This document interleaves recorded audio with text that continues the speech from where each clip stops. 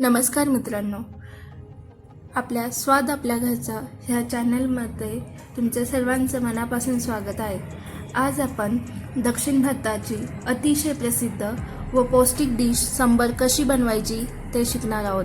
ही recipe सोपी आहे आणि घरच्या घरी सहज बनवता येते। चला तर मग आपण सांबर बनवण्यासाठी काय काय साहित्य घेतले आहे ते पाहूया। मी इथे एक टोमॅटो बारीक चिरून घेतलेला आहे, एक कांदा बारीक चिरून घेतलेला आहे, एक बटाटा बारीक चिरून घेतलेला आहे, 10 ते 12 डांगर भोपळ्याच्या फोडी घेतलेल्या आहेत, तूर डाळ घेतलेली आहे आणि 6 ते 7 शेवग्याच्या फोडी घेतलेल्या आहेत। तर ह्या सर्व साहित्यापासून आपण सांबर बनवणार आहोत। सुरुवात करूया तूर डाळ आणि सर्व भाज्या शिजवण्यापासून। मी इथे तूर डाळ एका कुकरच्या भांड्यामध्ये घेतलेली आहे। आता मी कापलेला बटाट्याचे काप घेतलेले आहे। आता डांगर भोपळ्याचे काप घेतलेले आहे। आता यामध्ये मी कांदा ॲड करत आहे आणि शेवग्याच्या शेंगाच्या कट केलेल्या होत्या त्या मी यामध्ये ॲड केले आहे। हे सगळे पदार्थ आता आपण एकत्र शिजवून घेणार आहोत। मी यामध्ये टोमॅटो ॲड केलेले आहे। आता आपण ह्या कुकरच्या 2 शिट्ट्या काढून घेणार आहोत।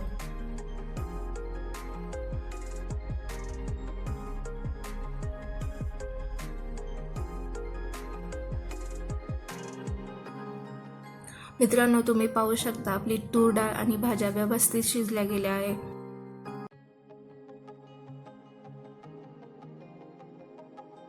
तर चला तर मग आपण सर्व भाज्या जी शिजवलेल्या आहेत त्याला आता आपण तडका देऊन घेणार आहोत। तर त्यासाठी मी इथे लाल तिखट, सांबर मसाला, हिंग, जिरी, मोहरी, कढीपत्ता, कोथिंबीर घेतलेली आहे। तर चला तर मग आपल्या सांबराला तडका द्यायला स्टार्ट करूया। मी इथे एक पातेलं घेतलं आहे, त्यामध्ये 1 टेबलस्पून तेल घेणार आहे।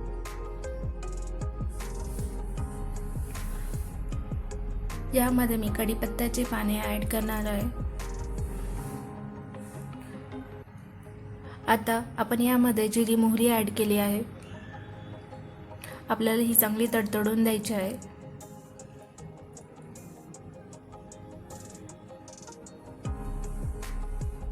आता यामध्ये मी लाल तिखट आणि सांबर मसाला ॲड केलेला आहे। आता कोथिंबीर यामध्ये मी ॲड केलेली आहे। हे चांगलं आपल्याला परतून घ्यायचं आहे।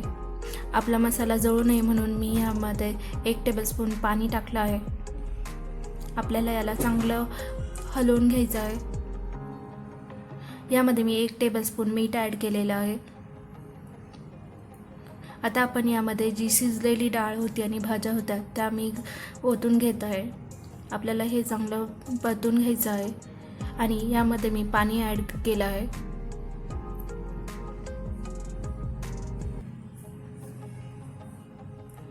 आता आपल्याला लागेल तेवढे कन्सिस्टन्सीनुसार आपण यामध्ये पाणी ॲड करायचं।